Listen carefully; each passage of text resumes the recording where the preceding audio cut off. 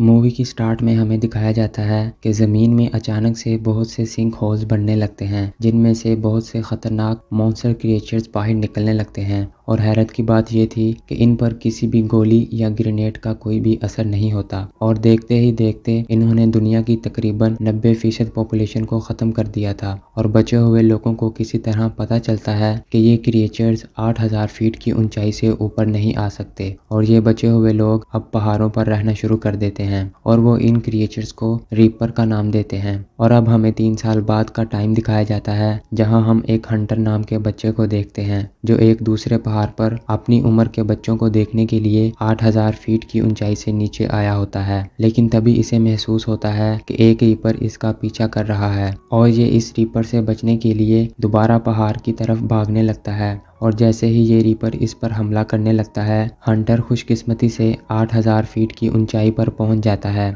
और इस तरह इसकी जान बच जाती है। और अब जैसे ही हंटर घर वापस आता है तो इसके डैड विल को भी पता चल जाता है कि हंटर पहाड़ से नीचे गया था, जिस पर विल हंटर को समझाता है कि बेटा, मैंने तुम्हें कितनी दफ़ा मना किया है कि पहाड़ से नीचे मत जाना। देखो बेटा, मैं तुम्हारी मॉम को तो पहले ही खो चुका हूँ, पर अब मैं तुम्हें नहीं खोना चाहता। और ऊपर से तुम्हें सांस लेने में भी मसला होता है। और यहाँ हमें पता चलता है कि हंटर को सांस लेने में मुश्किल होती है और इसे जिंदा रहने के लिए ऑक्सीजन फिल्टर्स का सहारा लेना पड़ता है। और अब विल अपनी फ्रेंड केटी के साथ शिकार करने के लिए जंगल में जाता है और यहाँ पर केटी विल को समझाती है कि तुम्हें हंटर के बारे में ज़्यादा परेशान होने की ज़रूरत नहीं। वो अभी बच्चा है, वो इस पहाड़ पर सेफ तो है, पर वो यहाँ खुद को कैद महसूस करता है, लेकिन जल्द ही वो इस बात को भी समझ जाएगा। और अब ये लोग शिकार करके शहर की तरफ वापस आते हैं, जहाँ ये लोग प्रोफेसर नीना को देखते हैं, जो एक फिजिस्ट होती है, जो पिछले 3 सालों से एक ऐसी गोली बनाने की कोशिश कर रही थी जो उन रीपर्स को मार सके, लेकिन बदकिस्मती से वो अभी तक इसमें कामयाब नहीं हो पाती। और अब रात को अचानक से हंटर की तबीयत खराब होने लगती है, जिस पर विल जल्दी से हंटर के ऑक्सीजन फिल्टर को चेंज करने लगता है, जिससे हंटर की जान बच जाती है। लेकिन यहाँ विल को पता चलता है कि इसके पास स्टॉक में ये आखिरी ऑक्सीजन फिल्टर बचा हुआ था और अब अगर इसे अपने बच्चे को बचाना है तो इसे और ऑक्सीजन फिल्टर्स लाने के लिए पहाड़ से नीचे शहर में जाना होगा और वहाँ पर मौजूद एक बोल्डर हॉस्पिटल से हंटर के लिए वो ऑक्सीजन फिल्टर्स लाने होंगे। और अब विल प्रोफेसर नीना के पास जाता है और इसे अपने साथ चलने को बोलता है, क्योंकि प्रोफेसर नीना उस शहर तक जाने का सेफ रास्ता जानती थी। पर वो विल के साथ चलने से मना कर देती है, जिस पर विल इसे कहता है कि अगर तुम मेरे साथ चलती हो तो मैं वहाँ नीचे तुम्हारी रिसर्च लैब तक जाने में भी मदद करूँगा, जहाँ शायद तुम्हें इन रीपर्स को मारने का कोई तरीका मिल सके। जिस पर प्रोफेसर नीना विल के साथ चलने के लिए मान जाती है। और अब अगले दिन विल कुछ वेपन्स लेने के लिए जाता है और तभी वहाँ पर केटी भी आ जाती है और वो विल के साथ चलने को बोलती है। हालांकि विल उसे अपने साथ लेकर तो नहीं जाना चाहता था, पर केटी उसे कहती है कि इस पहाड़ पर चूहों की तरह मरने से बेहतर तो मैं उन रीपर से लड़ते हुए मरना पसंद करूंगी। और अब ये प्रोफेसर नीना को लेकर पहाड़ से नीचे की तरफ जाने लगते हैं। और अब उस बॉर्डर लाइन के पास पहुंचकर प्रोफेसर नीना इन्हें अपना बनाया हुआ एक मॉडिफाई कंपास दिखाती है, जो उन रीपर्स की मैग्नेटिक एनर्जी को 1 किलोमीटर के रेडियस में डिडक्ट कर सकता था। और प्रोफेसर नीना अपने कंपास में देखकर बताती है कि फ़िलहाल तो इनके 1 किलोमीटर के एरिया में कोई भी रीपर मौजूद नहीं है। और अब ये लोग सेफ एरिया से होते हुए आगे बढ़ने लगते हैं, जहां पर इन्हें मिलिट्री की कुछ गाड़ियां दिखाई देती हैं और वो इनमें से अपनी ज़रूरत का सामान ढूंढने लगते हैं। और यहाँ पर विल को कुछ ग्रेनेड्स मिलते हैं जो इसे तो चलाने नहीं आते, पर केटी इसे कहती है कि मैं जानती हूँ कि इन्हें कैसे इस्तेमाल करते हैं। और यहाँ दूसरी तरफ प्रोफेसर नीना को रीपर की शील्ड का एक टुकड़ा मिलता है, जिसे लेकर वो यहाँ से आगे बढ़ने लगते हैं। और कुछ आगे जाने पर इन्हें वहाँ पर बहुत से घोड़े दिखाई देते हैं, जिन्हें देखकर ये लोग काफ़ी हैरान होते हैं कि आखिर उन रीपर्स ने इन जानवरों को क्यों जिंदा छोड़ा है।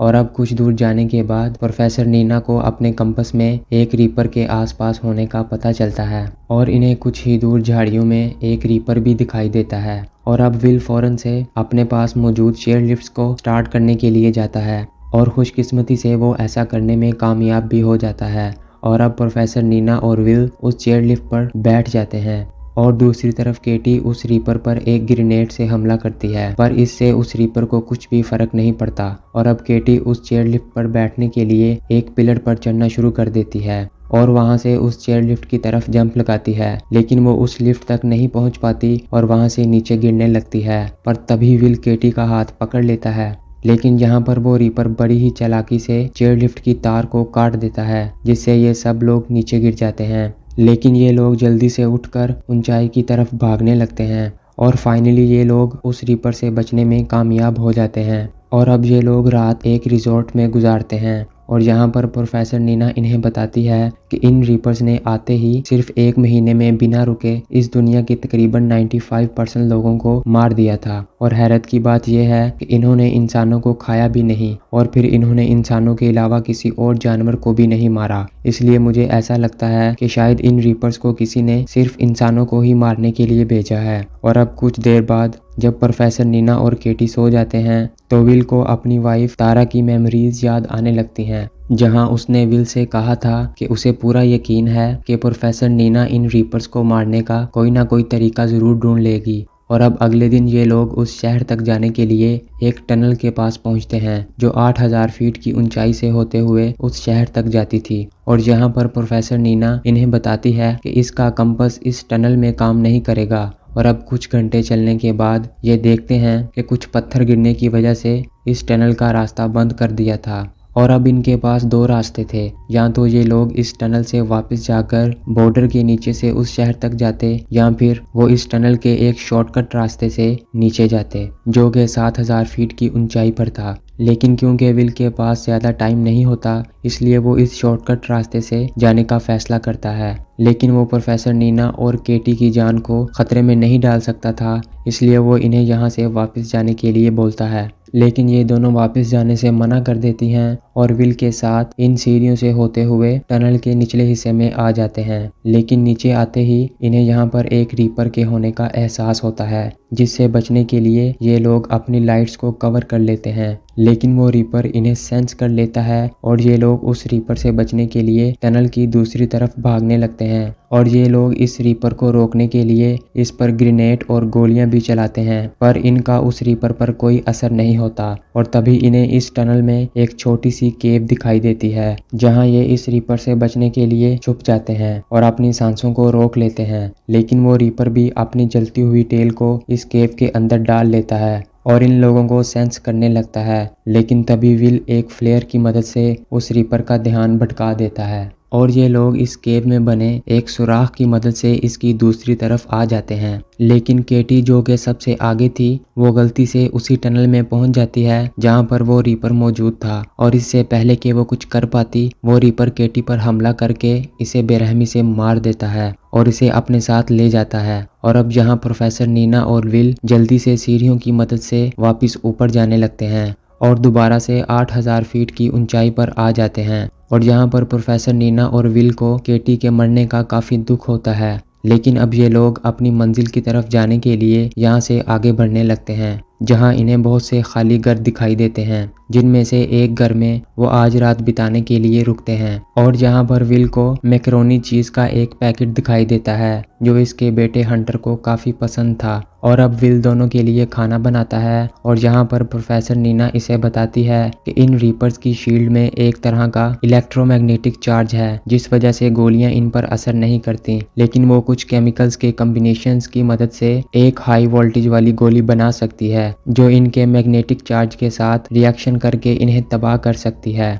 जिसे सुनकर विल इसे कहता है कि ऐसा तो सिर्फ कोई मैजिकल बुलेट ही कर सकती है। और वो इसे कहता है कि तुम्हारी इसी मैजिकल बुलेट की वजह से इसकी वाइफ तारा ने भी अपनी जान खो दी थी। और अब अगले दिन ये लोग गाड़ी की मदद से हॉस्पिटल की तरफ जाने लगते हैं और हॉस्पिटल पहुंचते ही विल अपने बेटे हंटर के लिए ऑक्सीजन फिल्टर्स को ढूंढने लगता है। और यहाँ पर प्रोफेसर नीना के कंपास ने भी अभी तक किसी रीपर को डिटेक्ट नहीं किया था। और अब विल को भी फाइनली वो ऑक्सीजन फिल्टर्स मिल जाते हैं और वो जितने फिल्टर्स हो सके अपने बैग में रखने लगता है। और अब ये इन फिल्टर्स को लेकर यहाँ से भागने लगते हैं। लेकिन तभी एक रीपर दीवार की दूसरी तरफ से इन पर हमला करने लगता है, यहाँ तक कि वो रीपर अपनी टेल की मदद से विल को भी पकड़ लेता है, जिसे देखकर प्रोफेसर नीना अपने पास पड़ी एक कुल्हाड़ी की मदद से उस रीपर की टेल पर हमला करने लगती है, जिससे वो रीपर विल को छोड़ देता है। और अब यहाँ से जाने से पहले विल को यहाँ पर कुछ ऑक्सीजन सिलेंडर्स दिखाई देते हैं और जैसे ही वो रीपर इन सिलेंडर्स के करीब आता है तो विल इन सिलेंडर्स को शूट कर देता है, जिससे वहाँ एक जोरदार धमाका होता है और वो रीपर बिल्डिंग से बाहर जाकर गिर जाता है। लेकिन उस रीपर को देखकर इन्हें अभी भी कंफर्म नहीं था कि ये रीपर मर चुका है या सिर्फ बेहोश हुआ है। और अब ये लोग यहाँ से वापस जाने लगते हैं, लेकिन तभी प्रोफेसर नीना विल से कहती है कि इसे अपनी लैब में जाना होगा जहाँ वो इन रीपर्स को मारने के लिए एक बुलेट बना सके, जिस पर विल इनकार कर देता है। पर प्रोफेसर नीना इसे कहती है कि आखिर कब तक हम इन रीपर से ऐसे ही डर कर भागते रहेंगे, कम से कम मुझे एक कोशिश तो करने दो। ये सुनकर विल मान जाता है और अब ये लोग लैब की तरफ जाने लगते हैं और इनके जाते ही हम देखते हैं कि उस रीपर को भी होश आ जाता है और जहां प्रोफेसर नीना लैब में पहुंचते ही वो बुलेट बनाने के लिए अपना काम शुरू कर देती है। और यहाँ पर विल को लैब विजिट करते हुए प्रोफेसर नीना की एक फैमिली फोटो दिखाई देती है, जिसे देखकर वो काफी हैरान होता है क्योंकि प्रोफेसर नीना ने कभी भी अपनी फैमिली का जिक्र नहीं किया था। और फैमिली के बारे में पूछते ही प्रोफेसर नीना भी काफी इमोशनल हो जाती है और विल को बताती है कि जिस दिन इन रीपर्स ने दुनिया पर हमला किया था उस दिन वो अपनी लैब में ही थी, जिस वजह से वो अपनी फैमिली को नहीं बचा सकी। और उस दिन से इसने ठान ली थी कि चाहे कुछ भी हो जाए वो इन रीपर्स से अपनी फैमिली का बदला जरूर लेकर रहेगी। और अब प्रोफेसर नीना अपनी बनाई हुई बुलेट को टेस्ट करने के लिए उस रीपर की शील्ड पर चलाती है, पर इससे भी शील्ड को कोई फर्क नहीं पड़ता। और अब प्रोफेसर नीना विल को यहाँ से जाने के लिए कहती है क्योंकि इसके पास मौजूद मेडिसिन की हंटर को ज्यादा जरूरत थी और वो इसे कहती है कि वो इस लैब में तब तक रुकेगी जब तक वो इन रीपर्स को मारने के लिए कोई बुलेट नहीं बना लेती या फिर जब तक कोई रीपर इसे मार नहीं देता। और अब विल अपनी गाड़ी लेकर यहाँ से वापस जाने लगता है और यहाँ पर प्रोफेसर नीना दोबारा से बुलेट बनाने की कोशिश करने लगती है, जिस वजह से कंपास पर इसका ध्यान नहीं जाता और इसे एक रीपर के तेजी से अपनी तरफ आने का एहसास भी नहीं होता। और तभी प्रोफेसर नीना का ध्यान अपने पास पड़े कुछ केमिकल्स पर जाता है जिन्हें इसने अभी तक ट्राई नहीं किया था और वो जल्दी से इन केमिकल्स की मदद से एक बुलेट बनाने लगती है। और यहाँ दूसरी तरफ हम विल को देखते हैं जिसकी गाड़ी का एक पत्थर से टकराने की वजह से एक्सीडेंट हो जाता है, जिस वजह से बहुत से रीपर्स इसकी तरफ आने लगते हैं। और अब विल जल्दी से गाड़ी के फ्रंट मिरर को तोड़कर यहाँ से भागने लगता है और तेजी से ऊंचाई की तरफ जाने लगता है, लेकिन इस बार ये रीपर्स इसे चारों तरफ से घेर लेते हैं और जैसे ही वो रीपर्स विल को मारने लगते हैं तभी वहाँ पर प्रोफेसर नीना आ जाती है और इन रीपर्स पर फायरिंग करने लगती है और फाइनली वो एक ऐसी बुलेट तैयार करने में कामयाब हो जाती है जिससे वो रीपर्स मरने लगते हैं। और इनके मरते ही इन्हें पता चलता है कि ये कोई क्रिएचर्स नहीं बल्कि एक तरह के रोबोट्स हैं जिन्हें किसी ने खास इंसानों को मारने के लिए ही डिजाइन किया था। और यहाँ पर प्रोफेसर नीना विल को बताती है कि शायद इनके प्रोग्राम में कोई खराबी होने की वजह से